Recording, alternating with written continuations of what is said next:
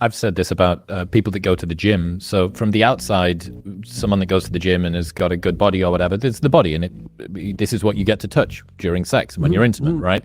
But the That sexy time. Woo! I'm just playing. Yeah.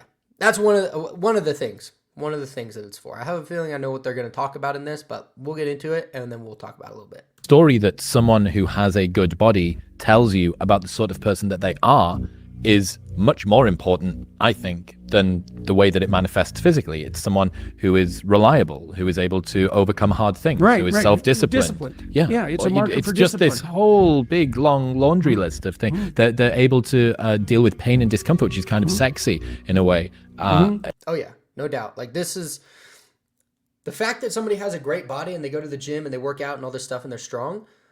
The how they look is like the least of it. And this is why fitness and working out is like the gateway to self-improvement, because you can see the physical manifestation of the work that you're putting in, right? The mindset stuff is much more difficult to see and to measure, but physical, the fitness side, dude, yo, there's nothing like it, because you can physically see, wow, I'm a lot stronger. Wow, I feel so much better. Wow, my energy is incredible. Wow, I lost all this weight. I put on this muscle. I can do this that I couldn't do before. I can lift this.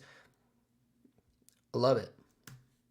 Well, and it's the perfect materialist disciplinary strategy, right? Because it's very concrete.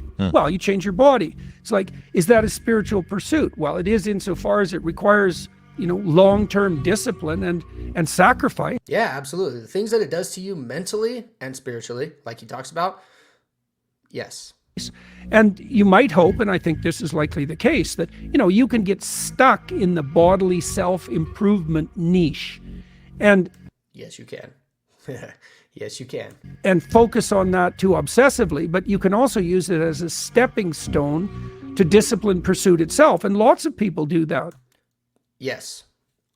Yes. And like for me, for example, like I'm not in the fitness space, but I love fitness and it's a big part of my life and it has been for a long, long time. And I will always preach to people that it's extremely important and that you need to stay fit and you need to stay strong, you need to stay healthy, and you can have a lot of energy for the people that you care about the most, right?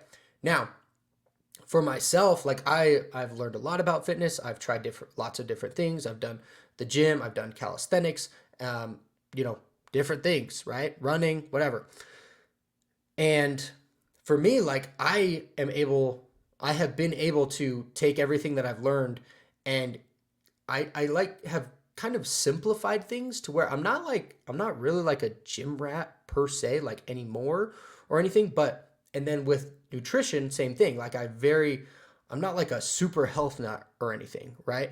But my life is very like busy, you know what I mean? Like I have multiple kids. Is for like people that are busy with business, I get it. Like, you're busy, whatever. It's not the same as like you have multiple kids, you have a job, you have a spouse that you have to take care of. Like anybody that, if you know what I'm talking about, you know what I'm talking about, right? And so simplifying everything for me has been a game changer, right? Where I've simplified like diet and things like that and made me keeping what I've built and keeping it and keeping things consistent has become very important to me, right? And being consistent with things in the wake of absolute chaos, basically on a daily basis. You know what I mean?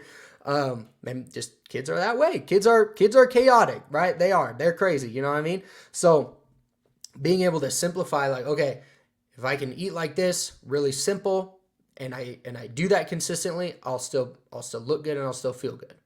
And I'll still be strong. And if I do these sorts of exercises and if I can work out at home if I need to, and I can work out at the gym every once in a while, which is kind of what happens right now. Like I do a lot of calisthenics and things at home instead of going to the gym.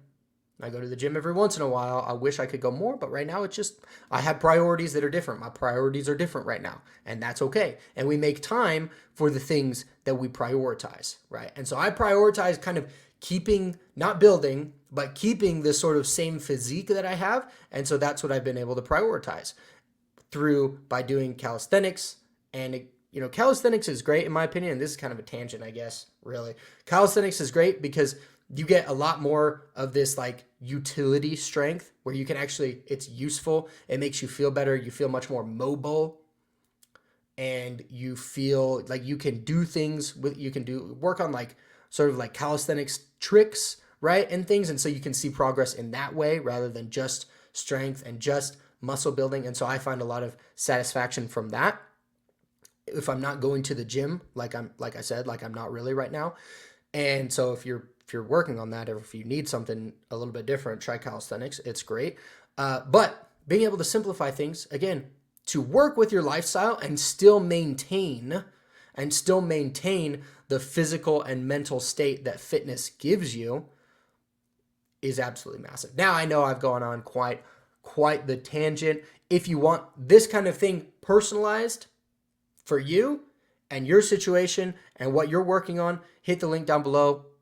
See if it makes sense for us to work together or not.